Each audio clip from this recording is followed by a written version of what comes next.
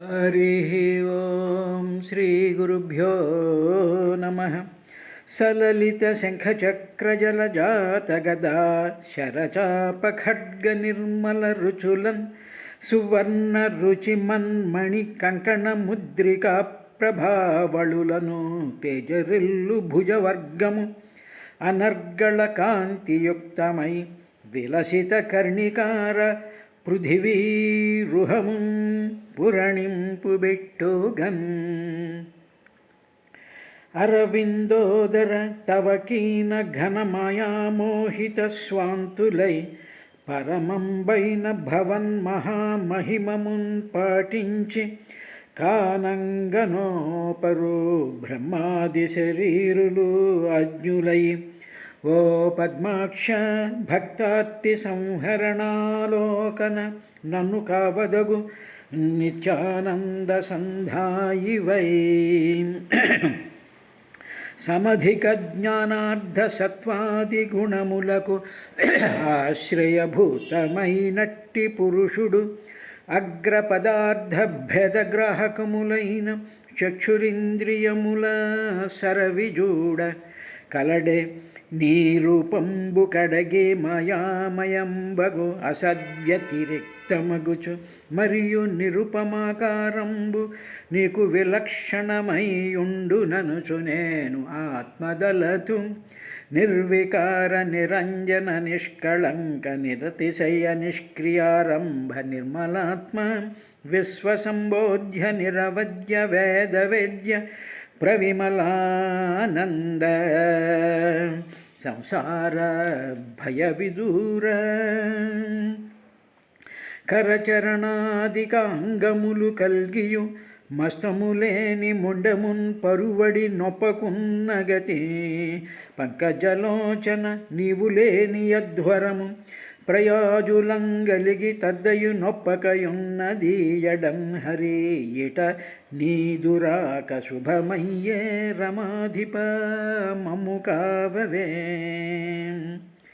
హరి భవదీయ తత్వము సమంచిత భక్తి నిరుంగనేను నా సరసిజ సంభవాదులను చాలరు సత్వగుణాశ్రయుండవును పరుడవు నిర్గుణుండవును బ్రహ్మమునైతగు నీకు ఇప్పుడిందరము చతుర్విధార్థ ఫలదాయక మృక్కెదము ఆదరింపుమా. హరి ఓం శ్రీ గురుభ్యో నమః. అలాగే ఓ విదురా, మహత్తరమైనటువంటి తేజస్సుతోనూ సౌందర్యంతోనూ యవ్వనం యొక్క శోభలతోనూ తర్వాత సమస్తమైనటువంటి జీవులకి కూడా మత్తుని కలిగించేసి చూపులు తిప్పుకోలేనటువంటి మహాసౌందర్యవతి అయినటువంటి ఆ యువతిని చూశాడయ్యా. చూశాడు ఈ పురంజనుడు, ఆ పురంలో ఉండేటువంటి ఆయన. ఆ చూస్తూ తామాహ లలితం వీరస్రవిరీడస్మిత శోభనాం స్నిగ్ధేనాపాంగపుంఖేన స్పృష్ట ప్రేమోద్భ్రముద్భ్రువాః. తర్వాత ఆవిడ్ని ఇలా చూస్తూ ఉన్నాడు. చూస్తూ ఉండేటప్పటికీ మామూలుగా ఏంటంటే చూసారా, బాణాలు ఇచ్చి కొడుతూ ఉంటారు. మన బాణం పెట్టి ఇలాగ గురి చూసి కొట్టేటప్పటికి టక్ మన ఆ బాణం వెళ్ళి ఆ పిట్టకి ఎలా తగులుతుందో, అది ఏదైనా ఒక టార్గెట్కి ఎలా తగులుతుందో అలాగా ఆమె ఈ పురంజనుడిని చాలా ప్రేమగా చూసిందయ్యా. చూసేటప్పటికీ ఆ ప్రేమగా చూసినటువంటి ఆ చూపులు ఆవిడ యొక్క కనుబొమ్మలు ఇలాగా విల్లులాగా వంకర తిరిగినటువంటి కనుబొమ్మలే ధనస్సులయ్యి ఆ కడగంటి చూపులే బాణాలలాగా వెళ్ళి ఆ పురంజన్ని గుండెల్లోకి ఠక్కుమని దూసుకుపోయాయ్యా. అంటే ఏమిటి, హృదయంలో ఉండేటువంటి ప్రేమ దేని ద్వారా వ్యక్తం అవుతుంది అంటే మొట్టమొదటిగా చూపుల ద్వారా వ్యక్తం అవుతుంది. ఆ చూపులు బయటికి బాణాలలాగా వచ్చి గుచ్చుకుంటాయి. మరి ఆ బాణం ఏమిటి అంటే పైన ఉండేటువంటి వంపు తిరిగినటువంటి కనుబొమ్మలు అన్నమాట. అటువంటి కనుబొమ్మలతో ఆవిడ ఏం చేసింది అంటే అతన్ని ఆ పురంజనుడిని చూసింది. అప్పుడు ఆ వీరుడైనటువంటి ఆ పురంజనుడు ఏం చేశాడు అంటే ఎప్పుడైతే ఆ బాణం దెబ్బతిన్నాడో ఇంకా మతిపోతుందిగా, ఆ విధంగా నిలబడిపోయినటువంటి వాడు ఆవిడ్ని ఆవిడ ఏం చేసింది, ఒళ్ళంతా శుభ్రంగా చీర కప్పుకుని ఉంది కదా, ఆ గజగమన ఆ సిగ్గుచేత మొత్తం ఆ హృదయ స్థానం అంతటినీ కప్పుకొని నిలబడి ఉండేటువంటి ఆవిడ్ని చూస్తూ ఉండి ఆవిడ అదొకటే కాదు, చూపులతో చూడడమే కాదు, సిగ్గుతో కూడినటువంటి చిరునవ్వు. అందువల్ల ఏమిటంటే మామూలుగా సిగ్గుతో కూడినటువంటి చిరునవ్వు చాలా అందంగా ఉండే హృదయానికి టచ్ అవుతూ ఉంటుంది అని చెప్తూ ఉంటారుగా కవులు, రకరకాలైనటువంటి రాస్తూ ఉంటారుగా.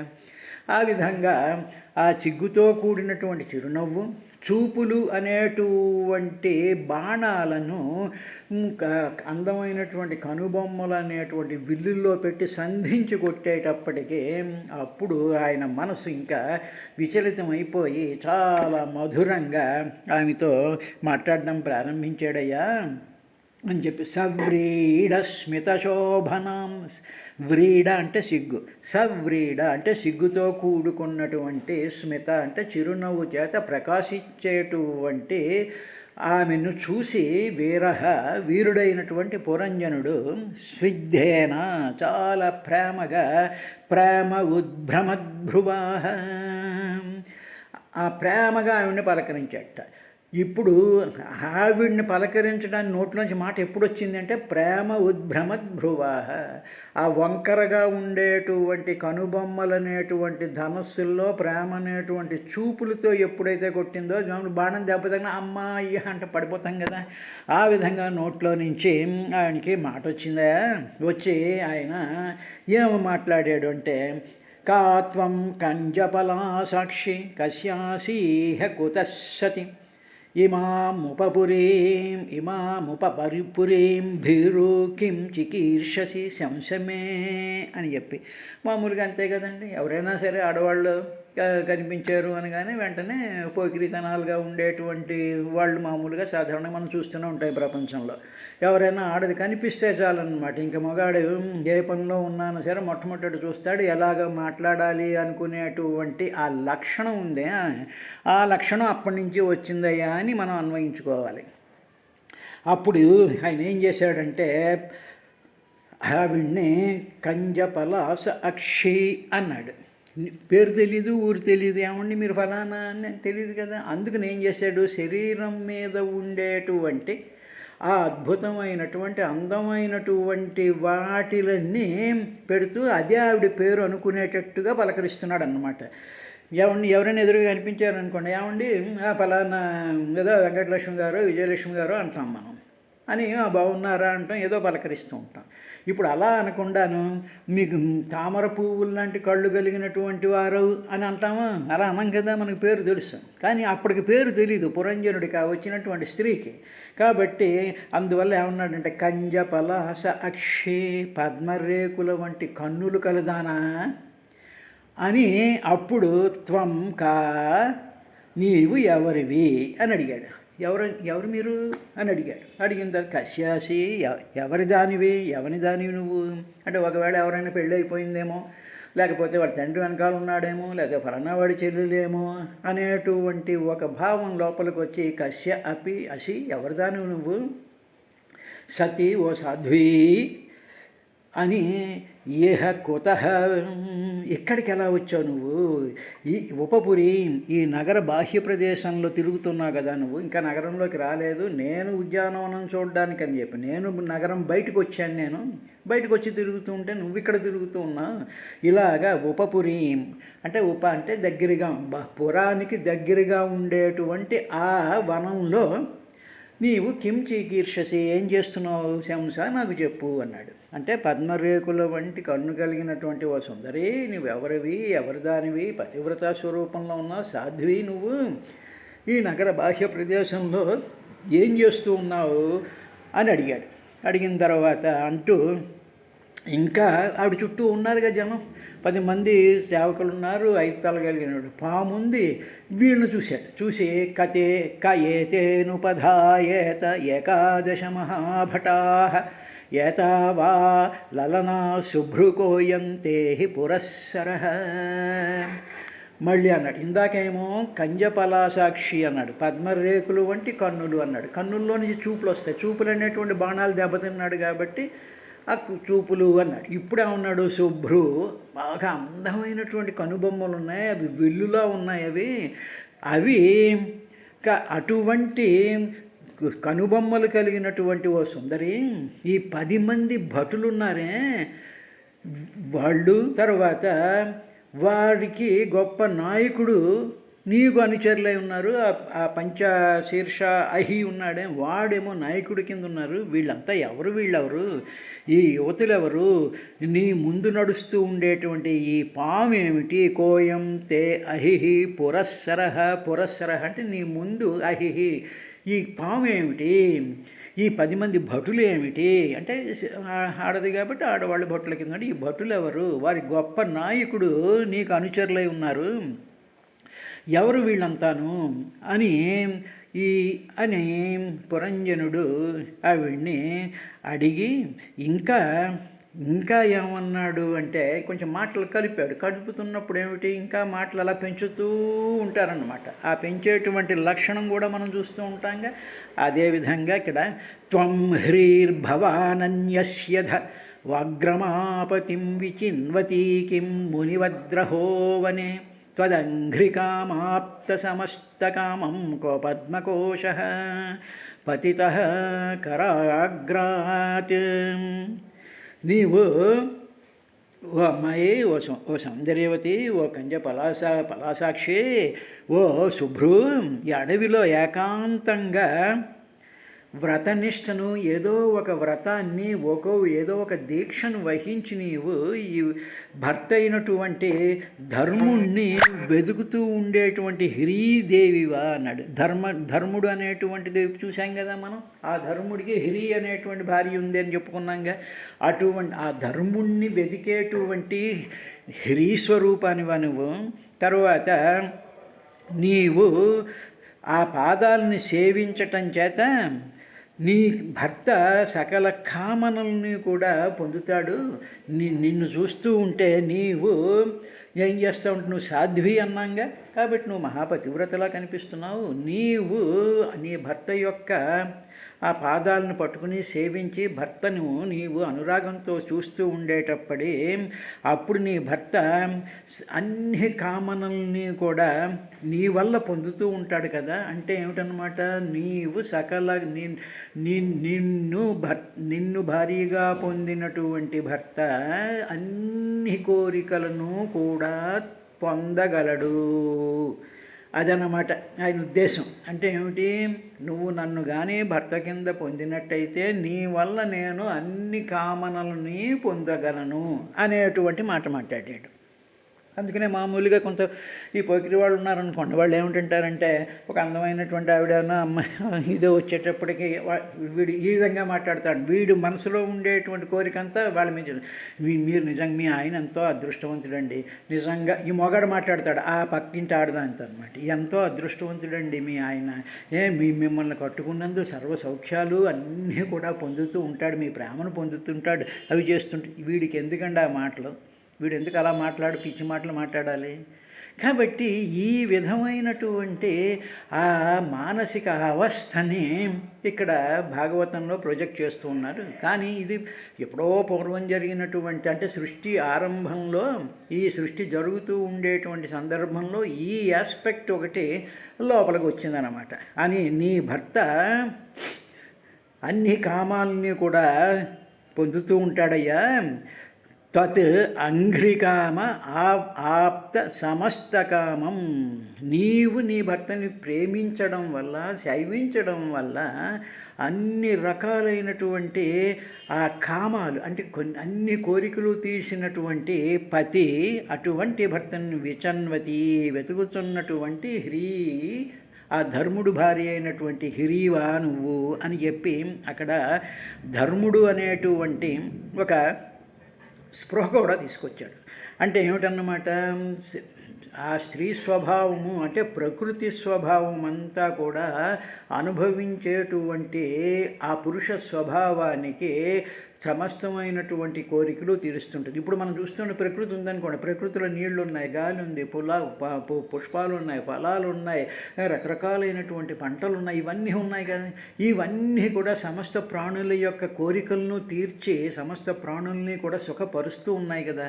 ఇక్కడ ఈ పురంజని అనేటువంటి ఈ ఇంకా పేరు పెట్టలేదు, ఈ యువతి ప్రకృతికి సంకేతం. కాబట్టి అటువంటి ప్రకృతి సమస్త ప్రాణుల్ని సేవిస్తూ ఉన్నప్పుడు, అది ఆడైనా మగైనా సింహమైనా పులైనా గేనుగైనా ఏదన్నా కానివ్వండి, ఇవన్నీ వీటన్నిటినీ పురంజనుడు అంటారు. వాటిని కోరికలు తీర్చేటువంటిది ఎదురుగా ఉండేటువంటి ప్రకృతి అన్నమాట. కాబట్టి అటువంటి ఆ ధర్మాన్ని పాలించేటువంటి హ్రీవ, లేకపోతే భవానీ అస్మి పార్వతివా నువ్వు, అథ లేకపోతే వాక్ సరస్వతివా, రమా లక్ష్మీదేవివా అని చెప్తూ నీవు శ్రీహరిని వెతుకుతూ ఉండేటువంటి ఆ లక్ష్మీదేవివా, నీవు లక్ష్మీదేవివే అనుకున్నట్టయితే నీ చేతిలో పద్మం ఉంటుందిగా, పద్మహస్తే అని అమ్మవారి నామాల్లో ఉందిగా, పద్మ ఊరు పద్మాననే పద్మాక్షి పద్మ సంభవే అనేటువంటి పద్మం ఉంటుందిగా. ఆ అమ్మవారు చేతిలో పద్మం పట్టుకుంటుంది. నిన్ను చూస్తూ ఉండేటప్పటికి నీ చేతిలో పద్మం లేదు, కాబట్టి అది ఎక్కడైనా జారిపోయిందా అని చెప్పి ప్రకృతిలో ఉండేటువంటి త్రిశక్తులు ఏవైతే ఉన్నాయో ఆ త్రిశక్తుల యొక్క స్ఫురణ ఈ పురంజనిలో కనిపించేటట్టు చేశారు. అందువల్ల స్త్రీని మామూలుగా ఏమిటంటారంటే, అటు లక్ష్మీదేవని, సరస్వతి అని, పార్వతి అని, తర్వాత హ్రీ అనేటువంటిది సమస్తమైనటువంటి కోరికలను తీర్చి లాలించి అట్ ది సేమ్ టైం హ్రీహి ఆ సిగ్గుపడేటువంటి లక్షణం కలిగినటువంటి ఆ స్వభావము అనుభవాన్నిచ్చేటువంటిది. భోగ్య వస్తువు కింద కనిపించినా సరే చిన్నప్పటి నుంచి పెద్ద అయ్యేంత వరకు స్త్రీ స్వరూపంలో తల్లి కింద, భార్య కింద, ఏదో మంత్రి కింద శాస్త్రం ఉందిగా, మనుస్మృతిలో ఉందిగా, అవన్నిటినీ కూడా సమకూర్చగలిగేటువంటి ఆ మహాశక్తి స్వరూపం కింద మనం భావించాలి అని అది చెప్పడం కోసం అని చెప్పి ఏదో మామూలుగా మాట్లాడుతున్నట్టుగా కనిపిస్తుంటుంది. కానీ ఈ రిఫరెన్సెస్ అన్నీ కూడా దానికోసం వచ్చాయి. అన్న తర్వాత ఇంకా ఆయన ఏమన్నాడంటే, ఇలా కిందకు చూశాడు, ఆవిడ్ని చేతిలో చూశాడు, పుష్పం లేదు కాబట్టి నీ చేతిలో ఉండేటువంటి ఆ పద్మం మొగ్గ ఎక్కడైనా జారిపోయిందా అని అడిగాడనమాట. పద్మకోశ పతిత కరాగ్రాత్ నీ చేతిలో ఉండేటువంటి పద్మకోశ, ఆ పద్మం యొక్క మొగ్గ క్వాపతిత ఎక్కడ పడిపోయింది అంటే, అది ఎక్కడ పారేసుకున్నావా అన్నట్టు అన్నమాట. సరే మామూలు చూశాను అనుకోండి, ఎవరైనా ఒక స్త్రీ మామూలుగా వెళ్తూ ఉండేటో కొంచెం ఇటు అటు చూస్తూ వెళ్తూ ఉండేటోడికి మధ్యలో ఉండేటువంటి వాడు పని పాట లేనటువంటి మగవాడి, దేనికోసం వెతుకుతున్నారండి, have you lost anything here, shall I help you అని చెప్పి దూరిపోతూ ఉంటారు చూసారు. ఆడాళ్ళ మధ్యలో దూరిపోతూ ఉండేటువంటి లక్షణాలు కలిగినటువంటివి కూడా ఈ విధంగా కూడా లోపలికి వచ్చేసాయి అని చెప్పి మనం సరదాగా అనుకోవాలి. అనుకున్న తర్వాత ఇంకా ఆయన ఏమన్నాడంటే, నాసాం వరోర్వన్యతమాభువిస్పృక్ పురీమిమాం వీరవరేణ సాకం అర్హస్యలంకర్తుమదభ్రకర్మణ లోకం పరం శ్రీరివ యజ్ఞపుంసాః అని చెప్పి ఆవిడ్ని ఇలా కిందకు చూసేటప్పటికీ, ఓ సుందరి, నీవేమో నేలను పాదాలతో తాగుతున్నావు అంటే ఏమిటి, నువ్వు పాదాలు భూమి మీద పెట్టి నడుస్తున్నావు కాబట్టి డెఫినెట్గా నువ్వు దేవతవి కాకపోవచ్చు, దేవతామూర్తుల్లో ఒకటివి కాకపోవచ్చు. ఎందుకు, దేవతల కాళ్ళు మామూలుగా భూమి మీద ఆనవు కదా, కాబట్టి భూమి మీద నీ పాదాలు తాకుతున్నాయి కాబట్టి దేవతామూర్తుల్లో నువ్వు ఒక దానివి కావు అని నాకు అనిపిస్తోంది. తరువాత అని అప్పటికి చెప్పి, ఓహో యు ఆర్ నాట్ ఏ దేవత అంటే అటు పార్వతి కానీ లక్ష్మి కానీ ఇంకోటి కానీ కాదు నువ్వు అని కన్ఫర్మ్ చేసుకుని, అంటే నీ చేతిలోంచి పద్మకోశం జారిపోయింది కాబట్టి లక్ష్మీదేవి కాదు, తర్వాత నువ్వు పాదాలు మామూలుగా నడుస్తున్నావు కాబట్టి దేవతా స్త్రీవి కాదు అని అప్పుడు తను చెప్పడం ప్రారంభించాడు. నేను మొత్తం ఈ వీరులందరిలో కూడా చాలా శ్రేష్టమైనటువంటి అద్భుతమైనటువంటి పనులు చేయగలిగినటువంటి కెపాసిటీ ఉన్నవాడిని, దక్షుణ్ణి నేను, అంటే దక్షత కలిగినటువంటి వాడిని, అంటే నేర్పు కలిగినటువంటి వాడిని, ఐఎమ్ కాంపిటెంట్ అని చెప్తూ, అటువంటి నీవు నాతో కలిసి you come and marry me అన్నట్టు అనమాట. నీవు నాతో కలిసి లక్ష్మీదేవి యజ్ఞపురుషుడైనటువంటి శ్రీ మహావిష్ణువుతో కలిసి ఉంటుందే వైకుంఠపురంలో, అలాగా నీవుగో నా నగరం ఉంది కదా, నువ్వు బయట తిరుగుతున్నావురా, నా నగరాన్ని నీకు చూపిస్తాను, ఆ నగరంలో వైకుంఠంలాగా ఆ నగరాన్ని నీవు నీ యొక్క అడుగు లోపలికి పెట్టి నా నగరాన్ని నీవు శోభ కలిగించు, నా నగరంలో వెలుగు నింపు. అందుకని మామూలుగా అంటారు కదా, గృహిణి ఇంటి దీపం ఇల్లాలు అంటారు. ఎందుకు దీపం అంటారంటే ఆ ఇంటికి ఆ స్త్రీ వచ్చేటప్పటికి ఇంటిలాగా చక్ మన ఇల్లంతా వెలుగుతూ ఉంటుంది. అందుకని ఏమిటి స్త్రీలు బయటికి వెళ్ళిపోవడం అనేటువంటిది ఎందుకు ఇష్టం ఉండదు అంటే ఆ ప్రభావం వెలుగు పోతుందేమో అనేటువంటిది ఉంటుంది. కానీ సరేలండి, ఇప్పుడు కాలం మారింది, అది వేరే విషయాలు. శ్రీహరితో కూడి వైకుంఠం వలె ఈ నగరానికి శోభను కలిగించు అన్నారు. లోకం పరం శ్రీరివ యజ్ఞపుంసాహ అన్నాడనమాట. ఏమిటంటే శ్రీరివ లక్ష్మీదేవిలాగా దీనిని నీవు యజ్ఞపుంసాం అంటే యజ్ఞపురుషుడైనటువంటి వాడవుడు శ్రీహరి. యజ్ఞపుంసాం శ్రీవలే అంటే యజ్ఞపురుషుడైనటువంటి శ్రీ మహావిష్ణువుకి శ్రీ అంటే లక్ష్మీదేవి వలె నీవు లోకం పరం అలంకరించడానికి నీవు అర్హురాలివి. అంటే ఏమిటనమాట, యూ బీ మై వైఫ్, నా నగరాన్ని నీవు అలంకరించు, నిన్ను నేను వివాహం చేసుకుంటాను అనేటువంటి మాట అనకుండా నీవు లక్ష్మీదేవిలాగా శోభను కలిగించు అన్నారు. ఇది మామూలుగా కొంచెం జాగ్రత్తగా మనం ఆలోచించుకున్నట్లయితే వివాహం చేసుకోబడేటువంటి ఆ యువతి ఏమిటి అంటే లక్ష్మీదేవి అంటారు. అందుకనే మా ఇంటి మహాలక్ష్మి అని, ఆ తర్వాత ఇంటికి దీపం ఇల్లాలు అని ఏవో సినిమాలు కూడా వచ్చాయి. అటువంటిదన్నమాట.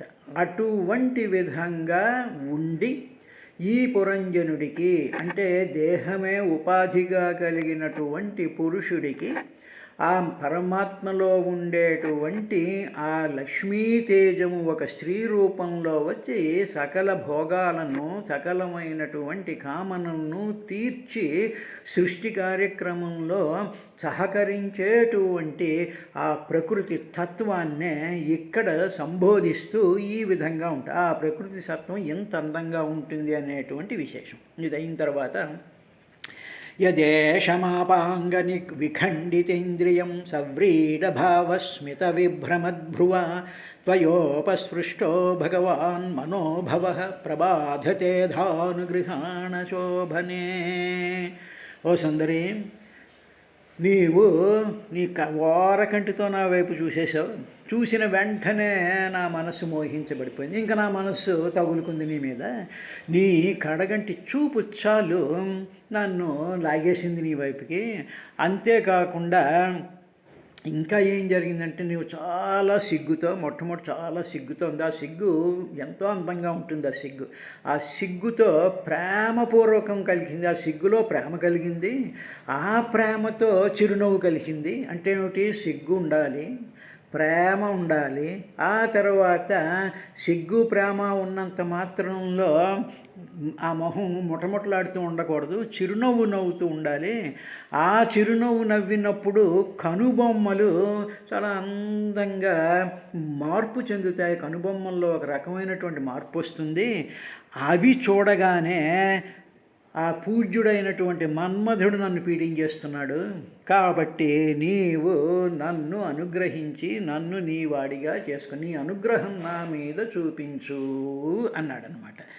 ప్రబాధతే అనుగ్రహేణ శోభనే, అనుగ్రహం చూపించు అన్నాడు. అనుగ్రహము, అను అంటే కంటిన్యూస్గా, గ్రహ అంటే గ్రహణం, గ్రహ అంటే తీసుకోవడం, గ్రహించడం అంటంగా, అనుగ్రహం నన్ను నీలోకి తీసుకో.